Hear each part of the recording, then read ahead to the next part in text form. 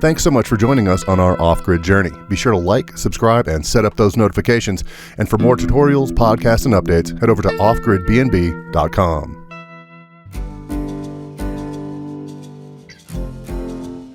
Okay, Kyle O'Donnell here from offgridbnb.com. We're going to do my very first unboxing of off-grid stuff. I've done unboxings before from like my travel geek days with, camera gear and stuff like that, but this is the first time I'll unbox any product that I'll be using in the off-grid B&B bungalows. To wit, we have the Better Homes and Gardens 52-inch indoor ceiling fan. I actually have two of them because the first two bungalows, I kind of want them to look in a lot of ways similar. And as we go through the decorations and stuff that you're going to see in both of these, there is some coordination, the fans being a start of that. So let's dive right in and talk about the parts. Okay, so the first one we have is the hanger bracket. This is the bracket that actually mounts to the ceiling or whatever joist or a junction box if they're doing it legally. Then we have the down rod assembly, which is going to fit into there, and it's going to kind of allow the fan to move a little bit. And then what goes around that is going to be what's called a canopy. That just kind of sits in here, sits above it all, covers it from the electronics, the wiring and stuff like that, makes it look pretty. The next two things are basically just cosmetic. There's a coupling cover and a decorative cover that on the fall side of that has your screw side, and this is going to cover the ball rod, the down rod assembly. Right. The next thing we have is the fan motor assembly, which is right here. Now this is this is the biggest thing in the box. They actually bolt these down. It even says shipping blocks removed before operating fan. And this is interesting because when this motor turns, it can actually act as an alternator and create electricity. So they have to bolt the motor to the housing here so it doesn't do that, which I found was interesting. Anyway, then we have 5 fan blade arms right here. These are going to connect the fan blade to the actual motor assembly. Then of course we have fan blades.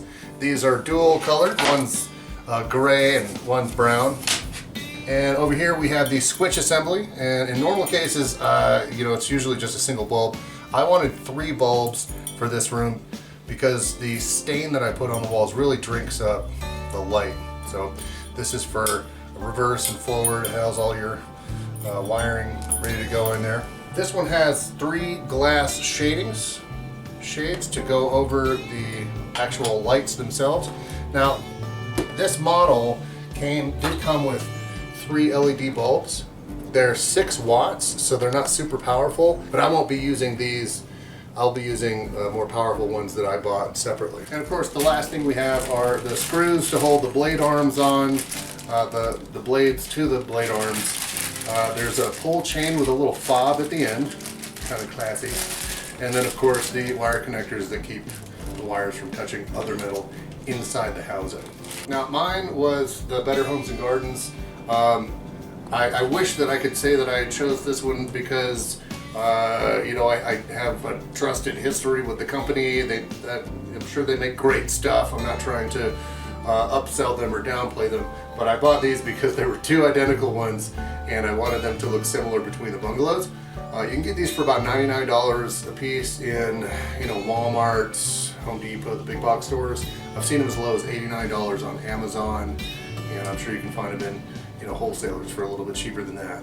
You're going to need to prep your mounting bracket. Typically, these are made to mount to a junction box, and your county or municipality may have their own regulations on this, so check accordingly. The fan's instructions call for a holding weight of 35 pounds or more. Clearly, mine is going to meet that threshold. Before mounting the motor assembly, be sure to remove the blocks. Untie and pull out the electrical lines and feed them through the down rod assembly. Loosen the bolts to fit the tube in place, remove the installed cotter pin and mount the down rod into the housing. Then tighten down on the bolts you just loosened.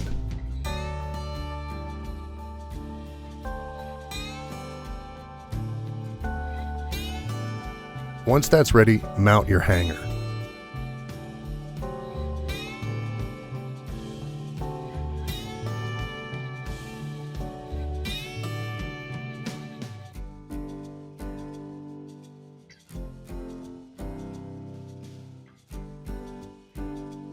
If there's a ceiling pitch where the fan blades will swing, measure the distance before going any further. If the ceiling is flat, you can skip this step. Basically, the directions call for assembling the down rod onto the motor once you've got the hanger housing mounted the way you want it. And it's a little complicated, but the way that you do all of that is you put the canopy, I think this is called a decorative cover, and then this little bell-shaped item here is your housing cover for the motor. Other than that, you have a single cotter pin and post to come through, which actually holds the down rod to the motor, and then two little angled screws that tighten the down rod to the motor itself. So this little housing here is what holds that up. So it is going to be a little complicated to put all this stuff together, but once you've got this, then you hang the actual fan unit on your hanger, and then you're kind of expected to do all of your wiring inside the little canopy housing here. So let's get to that.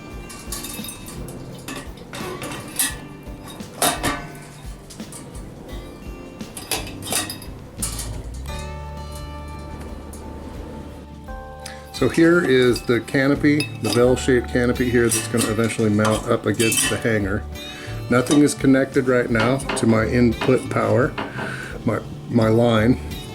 What is basically going to be connected are the black and blue wires will be connected to the black inline.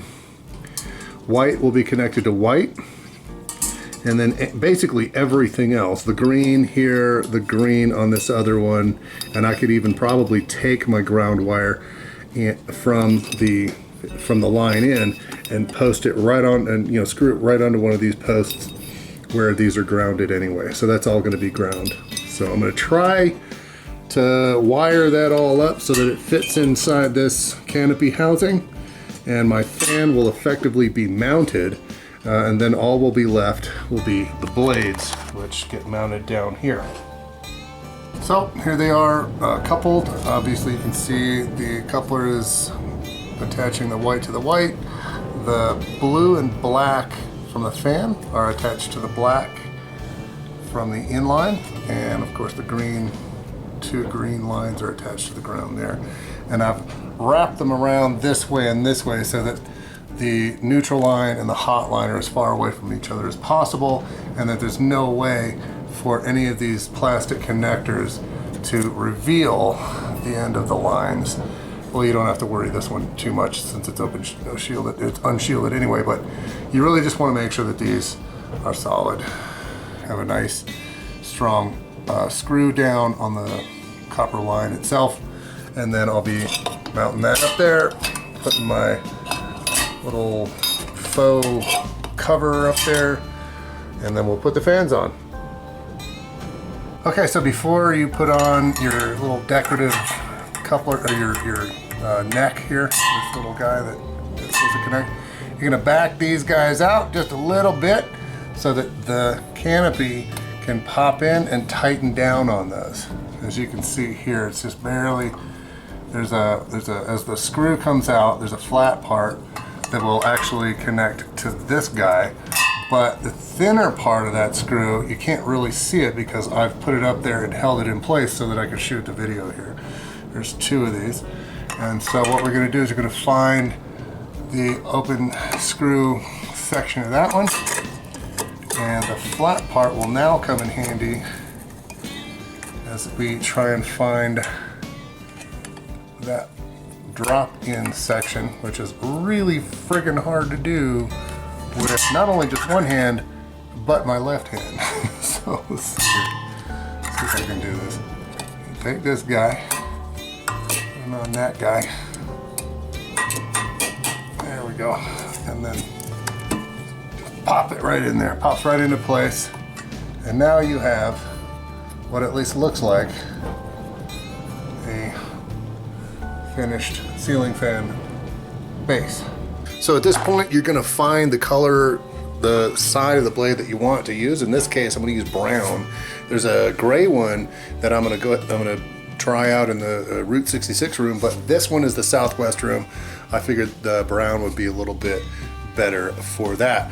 Blade screws are the ones you're going to find with this fat little, looks like it's almost got a washer built into it, and that's going to be the one you use to connect the blade to the blade arm, thusly.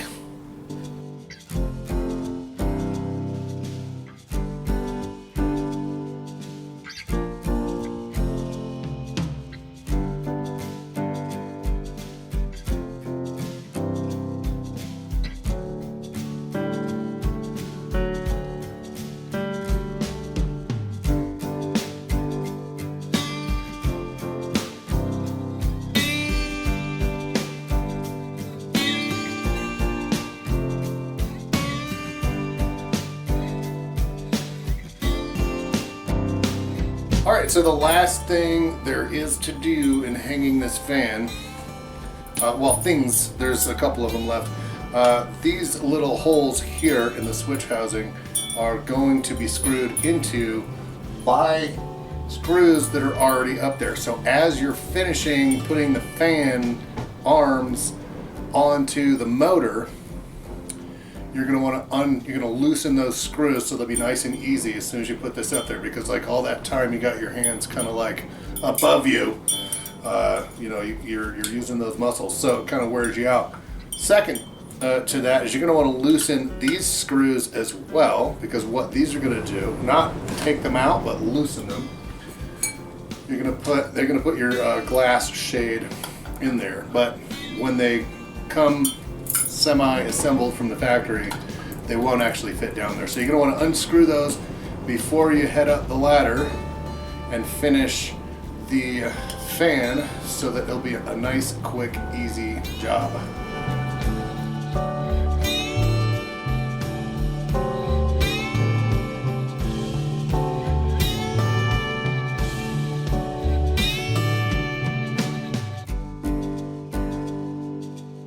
The only thing you need to do before you mount the switch housing to the fan is you got to connect this little junction box to that little junction box and try and fit all the wires down in there. It's going to be really easy to do that because it really only fits in one way, or at least it should only fit one way.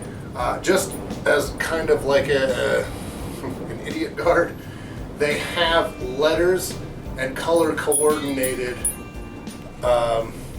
tabs on each side just to make sure, but really this little tab here that grabs the closing mechanism is really the only thing you need to worry about. That should only really match up in one spot. So.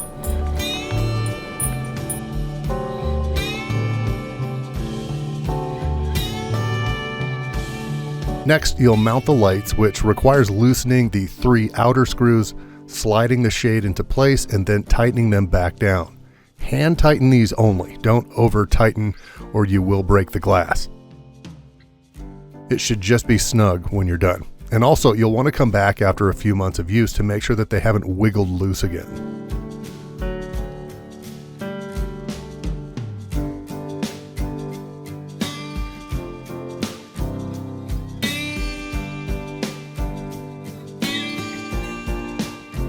So the last thing to do is to connect your little fob. One of them's got a fan and the other one has a light bulb. So I'm just putting them in there for now. I actually didn't check the instructions for which one's which, but I'll find out in a minute. And if they're wrong, I'll just swap them out.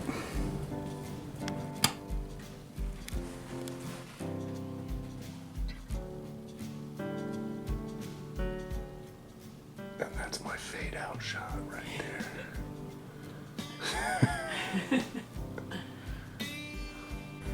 Okay, final thoughts on the Home and Garden 52-inch double-sided fan, the ceiling fan. It gives off a lot of light in here. It's exactly what I wanted, actually. So I give it a good review.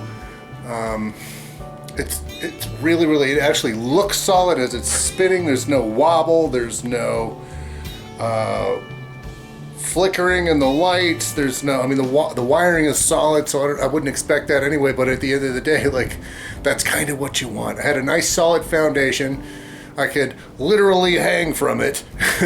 So, you know, what you're going to want to do if you're installing one of these, you're going to have at least just mount it to the surface, or I'm sorry, the frame of whatever you're building into. It needs to be able to hold, I think, a 35-pound weight was the rate that the building code UL had listed on the manufacturer's, what do you fucking call that thing? The installation guide. So you'll want that at least. I just bolted mine right into the frame. I got 4 bolts right into the actual rafters of my building, and then when I needed it lowered, I put a couple more blocks in it from there. I knew that the junction box that I bought would not hold, and it turned out to be true, because when I tried to screw them in, they actually stripped and just didn't do what I wanted them to do. So hopefully if I ever get inspected, it'll pass building code and I can show them the shorn threading for the junction box. But as for now, I can even feel a nice breeze here. It's actually circulating really nicely. It's really cool. We're not in the middle of the summer now here in Arizona, but when we get there, I'll have a lot more to report, especially in reference to the vent, the open vents that I've got here. I kind of created like an open vent system to make sure that I have some through airflow, and then at night we can close those, keep the warmth that has been that has heated the floor, walls, and ceiling insulation. Hopefully that will be enough ergonomic, I'll call it thermonomic heat to kind of create that passive temperature maintenance. So anyway, signing off from offgridbnb.com. If you enjoyed this video, why not reach out? You could be a podcast guest, get discounts on rentals, or even collaborate on a project. Send inquiries to offgridbnb@gmail.com.